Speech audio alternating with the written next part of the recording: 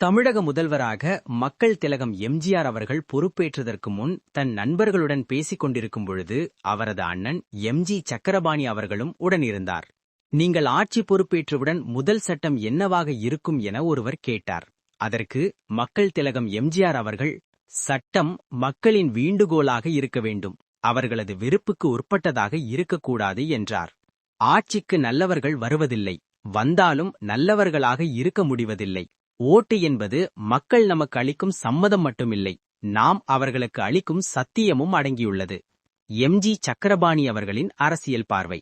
ஆங்கிலேயன் நம்மை அடிமைப்படுத்தினாலும் நல்ல ஆண்டான். அதற்கு ஒரு உதாரணம், எந்த அதிகாரியோ கலெக்டரோ கவர்னரோ இருந்தாலும் பொதுமக்களுக்கு கடிதம் எழுதும்போது உங்கள் அடிபடிந்த சேவகன் என்றுதான் கையெழுத்து போடுவார்கள். நமக்கு சுதந்திரம் வந்ததும் இது அவமானம் என்று எடுத்துக்கிட்டாங்க. அதிகாரிங்க அதிகாரியாகவே இருந்துட்டாங்க, மக்கள் சேவகனா மாறல. இத ராமச்சந்திரனை கடைபிடிக்க சொல்ல போறேன். மத்தபடி ஆட்சி எப்படி இருக்கும்னு நாடோடி மன்னன் படத்திலே சொல்லியாச்சு என்றார்.